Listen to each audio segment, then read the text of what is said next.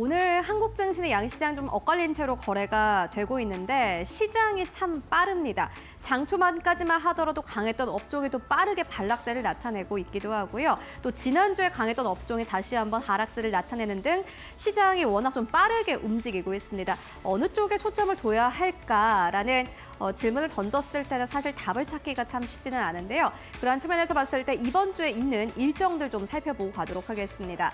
이제 내일 드디어 한국은행의 금융통화위원회가 개최가 됩니다. 2025년의 첫 금통위이기도 한데요. 지난주까지만 하더라도 금리는 동결될 것이다라는 전망이 우세했지만요. 어제부터 약간의 좀 분위기는 달라진 듯합니다. 일각에서는 25베이시스포인트의 금리 인하가 단행될 것이다라는 전망을 내놓고 있고 골드만삭스도 어제 한국은행이 이번 달에는 금리를 인하할 것이다라는 전망을 내놓기도 했습니다. 워낙 좀 경제가 좋지 않기 때문인데 한국은행에서는 금리를 인하한다고 하더라도 인플레이션을 유발하지는 않을 것이다라고 입장을 표명하기도 했습니다. 이 말은즉슨 금리를 인하할 수 있다라는 그러한 의미를 또 내포하고 있기도 한데요. 만약 내일 한국은행이 금리를 인하하게 된다면요. 어느 쪽이 가장 먼저 움직이게 될까요? 기계적으로 생각을 해본다면 우리가 건설 쪽을 생각해 볼 수 있을 것 같습니다. 지난해까지 건설 경기가 워낙 안 좋았고 2025년에도 관련주들이 움직이고 있지 않기 때문입니다. 먼저 주가 흐름을 좀 보고 가도록 하겠습니다. 현대건설, 대우건설, GS건설, DL, ENC 등 주가 1월부터 지금까지 봤을 때 HD 현대산업개발을 제외하고는 일제히 하락세를 보이고 있습니다. 연초 대비해서 건설주들은 대체적으로 6% 정도 하락한 것으로 나타났는데요. 지수가 올라갔음에도 불구하고 건설주들은 연이어서 부진한 흐름을 이어오고 있습니다. 이렇게 플랫했던 차트가 이제 앞으로는 반등세를 줄 수 있을지 내일 한국은행의 금통위와 좀 연결을 해서 보도록 하겠습니다.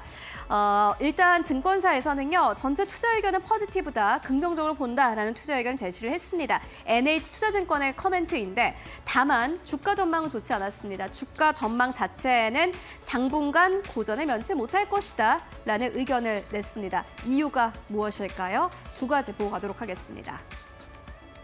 네, 먼저 첫 번째 이유입니다. 첫 번째 이유는 정책의 불확실성입니다. 지난해까지만 하더라도 건설주가 그래도 괜찮을 것이다라는 기대감이 나왔던 이유는요. 정부에서 워낙 많은 정책들을 내놓았기 때문입니다. 그런데 여러분들 지금 탄핵 정국이기도 하고 건설사 같은 경우에는 정부의 부동산 부양 정책의 드라이브에 좀 의존하는 그런 경향이 높습니다. 특히나 이번 이 윤석열 정부 같은 경우에는 LTV의 단계적 완화, 안전진단, 면제 같은 이러한 정책들을 내놓았는데 그런데 탄핵 정국으로 이제 이 모든 정책들이 공백 상태에 놓여져 있게 됐습니다.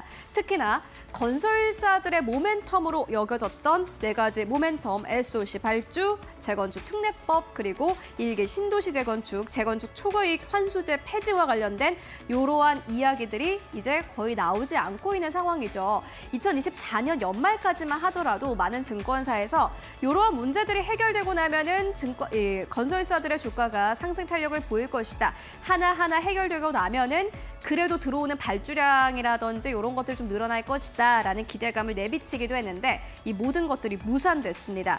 그렇기 때문에 NH투자증권 측에서는요. 정치적 불확실성이 해소되기 전까지는 건설업종의 주가가 고전을 면치 못할 것이다라는 의견을 내놓은 겁니다. 두 번째 이유도 있었는데요. 이어서 만나보시죠. 돈이 많이 든다라는 건데 건설 공사비의 구성 요소를 보시면요. 40%가 자재비에서 나옵니다. 자재비 가격이 올라가게 되면 당연히 건설사들의 수익은 낮아질 수밖에 없는데 이 자재비가 그만큼 비중이 높고 그런데 자재비의 가격은 계속해서 높아지고 있는 것으로 확인이 되고 있습니다. 바로 자재비는요. 외국에서 수입을 해오는 그러한 좀 경향이 있는데 최근 들어서 보시다시피 원달러 환율이 또 급등세를 나타내고 있기 때문입니다. 1,450원대이죠. 그리고 앞으로 1,500원대까지 오를 것이다라는 전망까지 나오고 있는 상황 속에서 건설사들의 부담은 보시다시피 굉장히 커져가고 있는 것을 확인하실 수 있습니다.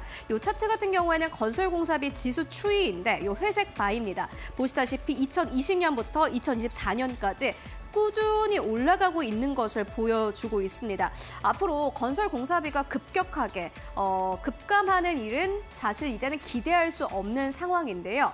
그렇기 때문에 앞으로 건설 공사비에 대한 우려가 있고 건설주 같은 경우에는 지금 착공도 제대로 안 되고 있는 상황 속에서 들어가는 돈이 워낙 많다 보니 앞으로도 우려가 좀 커질 것이다라는 그러한 좀 부정적인 투자 의견이 나오고 있는 겁니다. 환율 영향을 확실히 많이 받고 있기 때문입니다. 그렇다면 지금 이 시점에서 모든 종목을 보지 말아야 할까요? 그건 아닙니다. 이어서 만나보시죠. 종목 이야기 좀 해보도록 하겠습니다. NH투자증권에서는요. 탑픽 종목은 현대건설이고 차선호주는 DLENC다라는 투자 의견을 남겼는데 전체적인 건설 업황을 봤을 땐 좋지 않습니다. 2022년 이후로 착공 물량은 급감을 했고요. 이때 2022년에 착공 물량이 급감을 한 것은 2025년에 입주 물량에 영향을 줍니다. 이 건설사들 같은 경우에는 2025년에 주택 매출 같은 경우에는 지난해와 동일하거나 소폭 감소할 것으로 전망이 되는데 그런데 보시다시피 현대건설 같은 경우에는요. 분양 물량이 이번 해에 꽤나 좀 올라간 것을 확인하실 수 있습니다. 빠르게 올라온 것을 확인할 수 있고요. 그렇기 때문에 NH투자증권의 첫 번째 탑픽 종목은 현대건설이었습니다. 그리고 두 번째로 착공 물량이 가장 많았던 기업 같은 경우에는 DLENC였습니다. 보시다시피 2023년과 2024년에 이 차트가 좀 차이가 나죠. 그만큼 좀 빠르게 늘어나고 있다는 것을 차트를 통해서 확인할 수 있는데 어느 기업의 착공 물량이 가장 많이 늘어났냐를 봤더니 첫 번째가 현대건설이었고 두 번째가 DLENC였습니다. 그렇기 때문에 최선호주는 현대건설, 차선호주는 DLENC로 꼽았습니다. 그렇다면 현대건설은 지금 이 시점에서 주가는 어느 정도로 봐야 될까요? 마지막으로 만나보시죠. NH투자증권은 목표 주가는 43,000원대에서 37,000원대까지 하향했습니다.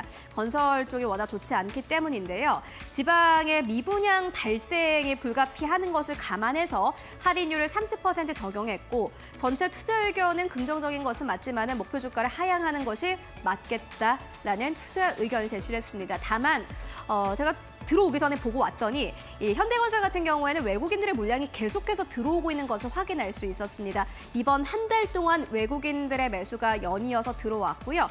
전체 이 외국인들의 보유율도 최근 10거래일 동안 거의 1%포인트 가깝게 늘어나고 있는 것을 확인할 수 있었습니다. 물론 건설 업황 자체는 안 좋지만은 그 안에서도 계속해서 유의미한 실적을 내는 기업이 있습니다. 바로 현대건설이고요. 2024년의 4분기 실적 자체는 좀 부진합니다. 매출의 경우에는 7조 7천억 원대, YOY 기준으로 10% 넘게 줄어든 것으로 보여지고요. 영업이익도 마찬가지로 232억 원대로 집계됩니다. 전년 동기 대비해서 84% 이상 줄어들 것으로 보여지는데요. 다만 경영진 교체로 사업장별로 원가 점검이 진행되고 있기 때문에 매출과 영업이익단에 약간의 타격이 있겠지만은 2025년에는 이러한 문제들이 좀 해결될 것이다라는 기대감 나오고 있습니다. 그렇기 때문에 앞으로 현대건설을 봐야 된다라는 의견 나왔는데요. 내일 한국은행의 금융통화위원회 개최 이후로 앞으로 건설주들이 어떻게 움직이게 될지 그리고 NH투자증권에서 내놓은 현대건설과 DLENC 앞으로의 주가를 함께 확인해 보시면 좋을 것 같습니다.